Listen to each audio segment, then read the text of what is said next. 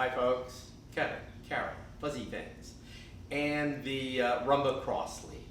The Rumba cross lead, while it can be used by itself, I usually use it to prepare for another pattern. I usually use it to generate a little separation.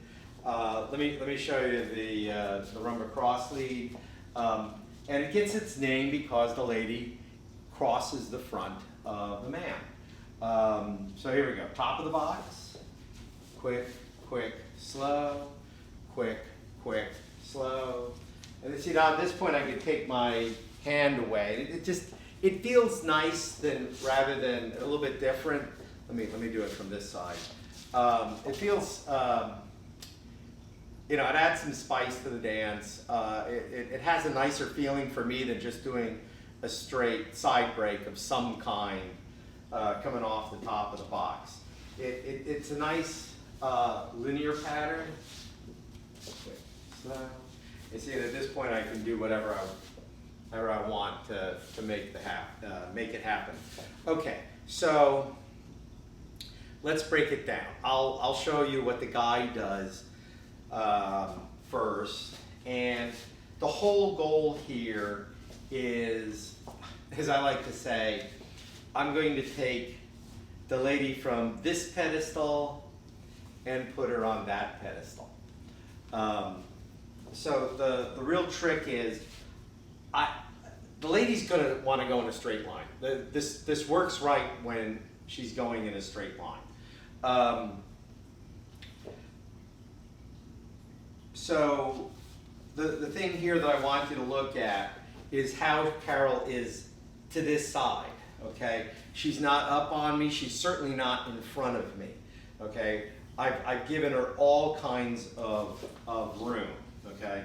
Slow, quick, quick, slow, quick, quick.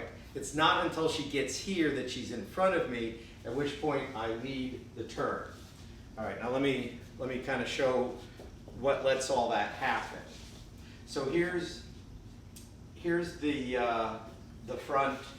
I'm also going to use my famous train metaphor for this one. So top half of the box, and the first step is straight back. Okay. Now it is straight back, but I'm gonna, instead of putting the foot under my hip, I'm gonna put it to the side, just a skosh. Okay, but what I'm not doing is, I'm not doing this. I'm not pre-turning it. It's got to be straight back, all right? So forward, side together, back and outside just a bit.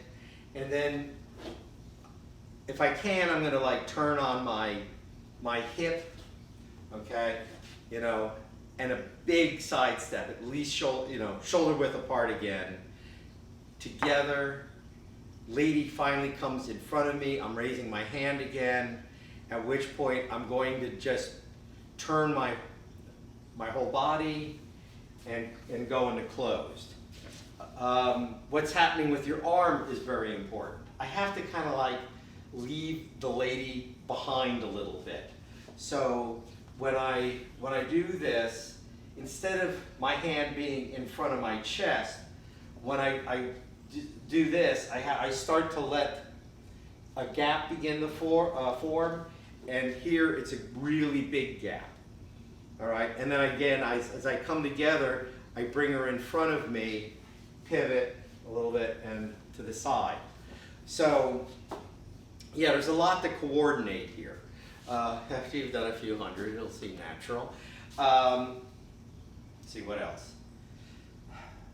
The hands. Let's talk hands here for a moment. So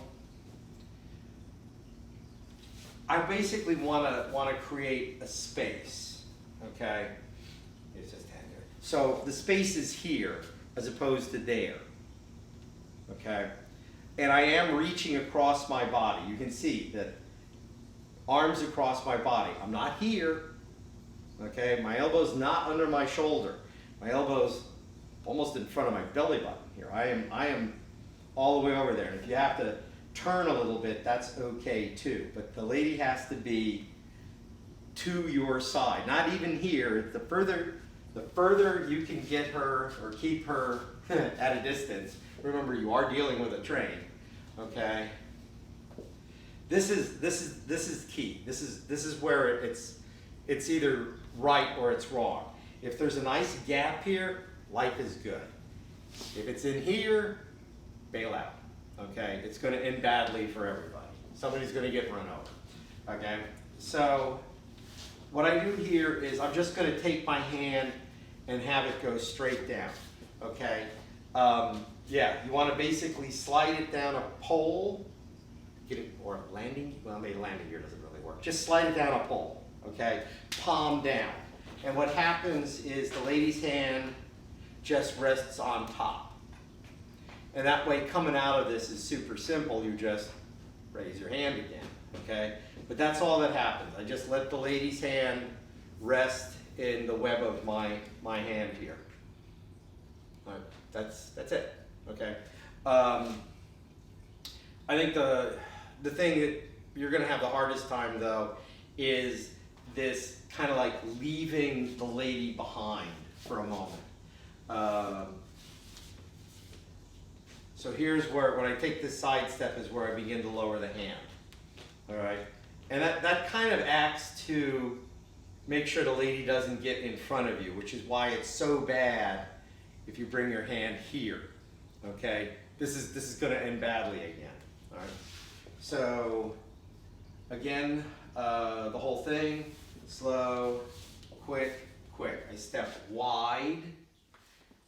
I take a large side step, I lower my hand, I've opened my, my shoulder here, I bring my feet together, raise the hand, pivot, look at the lady, I can let my hand off her back then and do whatever it is I want to do, okay? Or I could keep it in a box. I mean, if you want to practice this thing, you can, instead of a box, you can do a rectangle, okay? Slow, quick, quick, slow, quick, quick, slow, quick, quick. You're just doing cross lead laps. Okay, I wouldn't do that the whole time, but that's it. Now for the lady, it's actually quite simple. If the guy gets everything right, it's That quite is true. simple. I'm just walking forward, and I'm pivoting on my left foot, bringing my right foot back together with my left and pivoting. I'm on my left, pivot, then I step back or wherever he tells me to go. Pivot, and it's that easy. Yeah, for the lady, it's not too hard if the guy gets it right. There's probably a life lesson in there. Anyway, what? Okay, anyway, the cross lead, all right? This is a biggie. It's used in a lot of stuff. So, yeah, practice this one.